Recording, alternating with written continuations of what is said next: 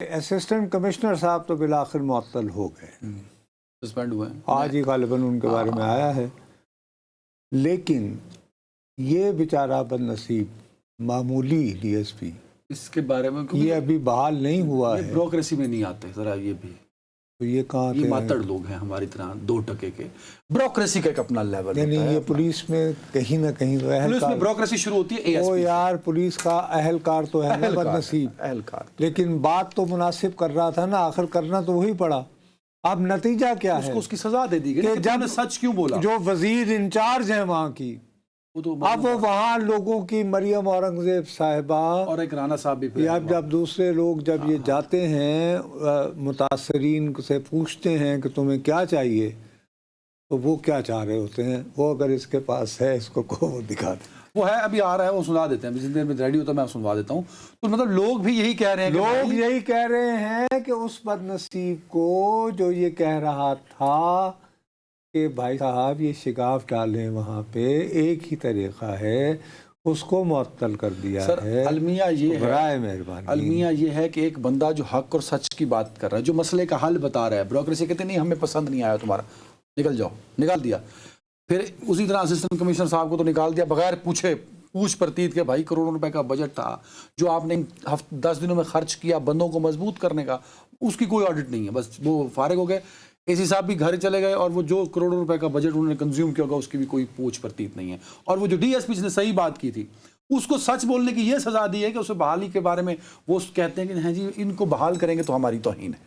तो ये है ब्यूरोक्रेसी का रवैया। चल उनकी तौहीन लोगों का आ भी गया, ऐसा है, सुना दें। तो लोग क्या कह रहे हैं जलालपुर पीरवाला के जो डीएसपी लतीफ साहब जिनको सस्पेंड किया गया सच बोलने पे और हकीकत बताने पे, उनके बारे में क्या कह रहे हैं जरा सुनिए। डीएसपी को बहाल करो सर, सारा डीएसपी को सस्पेंड थे उनको बहाल करो, डीएसपी को बहाल करो, गलत बहाल के सस्पेंड की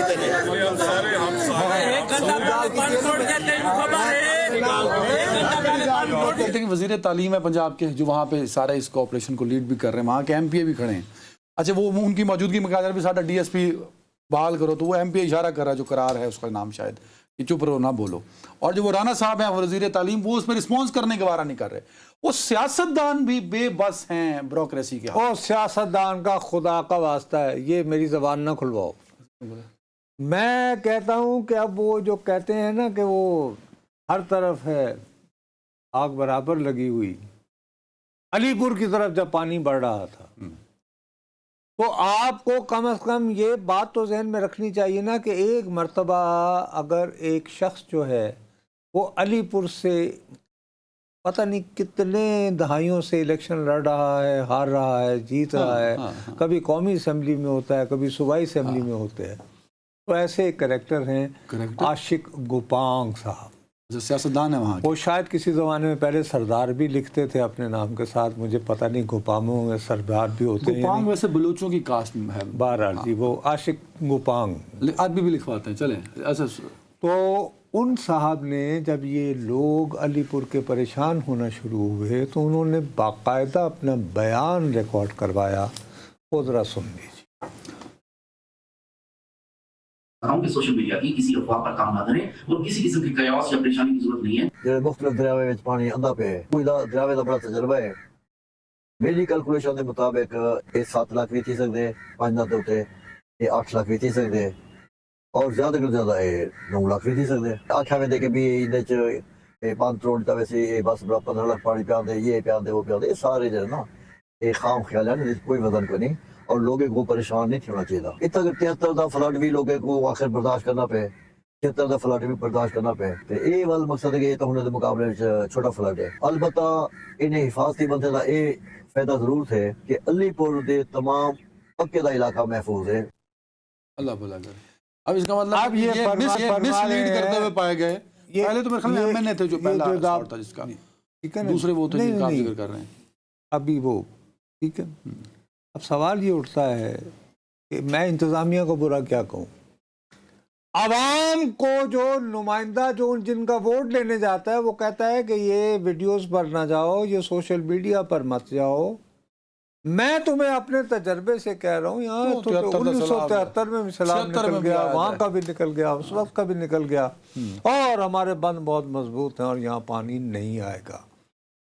और फिर जब पानी आता है कोई पुरसान तो किस तरह आता है वो मैं आपको बता रहा हूँ कि हाथ जकड़ जाते हैं, दरख्तों से चिपट के अपनी जिंदगी बचाने की कोशिश चिपक कर। ठीक है जी। और उसके बाद ये कि अब आलम ये है कि बिलाखिर वहाँ पे लकीली थी 134 कश्तियाँ अभी मौजूद हैं, लेकिन सर अभी भी इतला है कि लोग फंसे हुए हैं बहुत ज़्यादा, और 1500 अहलकार हैं, लेकिन अभी भी बहुत सारे लोग फंसे हुए हैं क्योंकि और भी वाक़यात हो रहे हैं। जो लोग इतने अरसे से फंसे होते हैं तो पहले तो निकलने का नाम नहीं लेते। अब हमें अपने आवाम को भी एजुकेट करना चाहिए ना। 90% ऑफ केसेस में मैं यहाँ बैठ के आपको दावे से कह सकता हूँ कि कश्तियाँ ओवरलोड हो जाती हैं। 90% में यही है, यू आर राइट। उसकी वजह से जब जाते हैं ना सर, लोग कहते हैं कि ये वैसी तो मैं नाल वैसा, तो वो करते करते कैपेसिटी 20 की होती है तो वो 28 या 30 बिठा लेते हैं, तो इस वजह से वो आउट ऑफ बैलेंस हो जाती है कि उसकी कैपेसिटी नहीं होती। लेकिन उस वक्त कोई ऐसा तो किसी के पास वहाँ अथॉरिटी होनी चाहिए। आपके पास इमरजेंसी डिक्लेयर हो गई है, आपके पास पुलिस है, आपके पास अहलकार हैं, 1500 अहलकार। जी नहीं, इस कश्ती में इससे ज्यादा अफराद नहीं जाएंगे, पीरियड। ऐसा मुमकिन है यार, होता है, इम्प्लीमेंट नहीं होता। मतलब you are very right, but अब उस वक्त नहीं होता क्योंकि सिचुएशन ऐसी होती है, फिर वो बस यही होता है ना जी। अरे लोग बस ये आपको पता है यहाँ के लोग कितने जाहिल होते हैं। ये 2025 में ज्यादा जहालत है या जब अंग्रेज यहाँ पे हाकम था उस वक्त थी जहालत? उस वक्त क्यों एसी से वो जान जाती थी?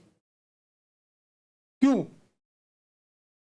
इसलिए कि पता था कि एसी साहब जो हैं वो यहाँ काम करने आए। हाँ, मतलब फोटो सेशन के लिए नहीं आए, पैसे बनाने नहीं। और एसी साहब का अगर हुक्म ना माना हाँ तो खैरियत वाली बात नहीं। अब मैं आपको एक और जी खतरनाक बात बता रहा हूँ। हम जिस पहलू की तरफ तवज्जो नहीं दे रहे क्योंकि हमारा बेसिक जोर जो है वो इसी तरफ होता है जी। ज़ाहिर इंसानी हालात, बड़ी सीधी सी बात है कि हमें तो पहले इंसानों को बचाना है ना। लेकिन जो मैं आपको बार बार मुतनब्बे कर रहा हूँ, और ये उसी तरह मुतनब्बे कर रहा हूँ जैसे हम गुज़श्ता 3 हफ्तों से आप लोगों के आगे रोते चले गए कि जी हिमाचल प्रदेश, हिमाचल प्रदेश, हिमाचल प्रदेश, बारिशें बारिशें बारिशें, गैर मामूली बारिशें।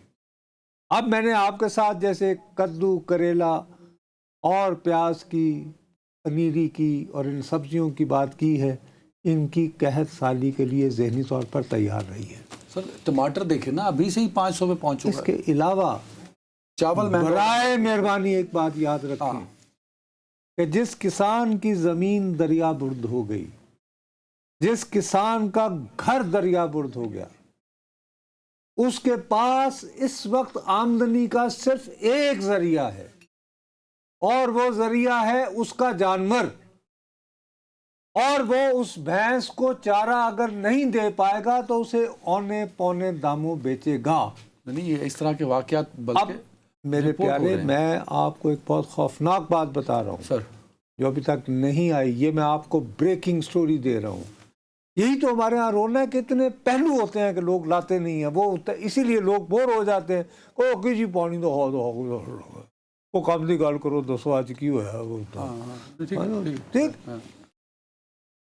हिमाचल प्रदेश में 423% मामूल से ज्यादा निस्बतन, यानी कि बारिशें परसेंटेज के एतबार से बारिश। उसके नतीजे में सांपों की 4 नई किस्में पहली मर्तबा इस धरती पे नजर आ रही हैं। सांपों की 4। और वो जो है वो सिर्फ ताकुब करते हैं दूध देने वाले जानवर का, और वो करते ही हैं कि उसकी टांगों के साथ लिपट के ना दे ट्राई टू सक हर मिल्क। उस चक्कर में जाहिर है वो बेचारी बच्ची जब वो यूं करती है तो वो डूब जाती है उसमें, तो नहीं मर जाती है। जाहिर है जहर, इधर वो तो जहर वाले तो दांत मार रहा है। और वो सांप यहाँ पे कभी किसी ने देखा ही नहीं,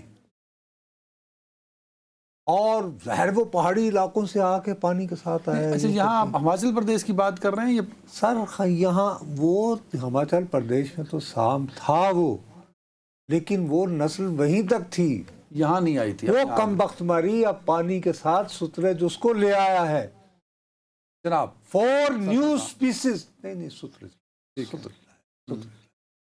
के जरिए है, अच्छा। बाय जनाब। ठीक है, आ गई समझ। अब ये एक नया एक के नहीं पड़ा है, नई मुसीबत सुना था, सुना। जिससे आप जहां जहां सुतरज जाएगा वहां पर आपको अपने जानवर को पानी से तो बचाना है, फिर उसके लिए दीवानों की तरह आप चारा ढूंढ रहे होंगे। आप चारा जब ढूंढ रहे होंगे तो उतनी देर में कहीं से वो सांप निकल कर उसको तो ये एक मुसीबत। नहीं, कई मसले हैं। जैसे हमने उस दिन कश्तियों का जिक्र सबसे पहले किया था कि कश्ती माफिया है जो कि हज़ारों रुपए, बल्कि मैंने अपना केस खुद प्रेजेंट किया था और फिर उस पे हमने बात डिबेट की। अभी एक और शख्स जो 5-6 दिनों से जिसकी फैमिली बस्ती घलू खान बिला के पास एक बस्ती है, वहाँ फंसी हुई है। खान बिला और दराबपुर के दरमियान वो बस्ती है। अब वहाँ पानी का दबाव भी बहुत ज़्यादा है और 6 दिन हो चुके हैं, उसकी फैमिली रेस्क्यू नहीं हो सकी। मुसलसल वो भाग दौड़ कर रहा है। प्राइवेट वालों ने उसके कुछ 26-27 लोग बनते हैं जिनको रेस्क्यू करना है, तो प्राइवेट वालों ने उससे 2-2.5 लाख रुपए मांगे तो 2 तक वो आया। वो कहता मेरे पास तो इतने पैसे नहीं हैं। अब उसमें एक ऑर्गेनाइजेशन है सर, खिदमत खल्क, उनका मैं नाम लेना चाहूँगा। उन्होंने बहुत काम किया। हाँ, जमात इस्लामी से नहीं सर, वो मरकजी मुस्लिम लीग वाले हैं, खिदमत खल्क वाले, वो उससे, और उन्होंने बहुत काम किया वहाँ पे और काफ़ी लोगों को उनके पास रिसोर्सेज कम है, लेकिन अब प्राइवेट मुख्तलिफ कई तंजीमें उसमें, मतलब कई हैं, लेकिन एक तो ने तो बहुत एक्टिवली रोल प्ले किया और दूसरा जो जमात इस्लामी ने भी उसमें बहुत रोल प्ले किया। दूसरा जो इम्पोर्टेंट सर बात यह है कि उसमें जो प्राइवेट माफिया है ना, वो अभी तक एग्जिस्ट करता है। दूसरी ये बात है कि लोग घरों से निकले, अपना सामान छतों पर रख दिया, तो वहाँ अब डकैतियाँ शुरू हो गई हैं। जलालपुर पीरवाला के अंदर ऑपरेशन जो हो रहा है वो बंद के पास जो देहात गांव बनते हैं उन तक हो रहा है। जालिम और सफाक लोग यार यही करते हैं ना। हम अपनी सरिश्त में लूटमार का निजाम है ना, वो कहते हैं जी अन्नी पई हुई है जी, लेकिन कई लोग ऐसे भी आपके मुहावरे इज्तिमाई रवैये और यादाश्त की को रिफ्लेक्ट करते हैं। ये नहीं कहा वो फलां आते अन्नी पई हुई है जी, आते थे भी हुई। लेकिन हम कुछ बढ़ते हैं अलीपुर की तरफ, टाइम भी कम है। वहाँ की सिविल सोसाइटी ने कुछ कहा। इन लोगों के मुकाबले में जो नाम नेहाद वहाँ की जो अशराफिया सियासतदान थे, जिन्होंने जब इनकी बेहिसी और लाताल्लुकी देखी तो लोगों ने बाकायदा प्रेस कॉन्फ्रेंस की, उमर बस है, जिसमें वो दाद फरियाद करते रहे कि खुदारा अलीपुर खतरे में है। सुना दीजिए।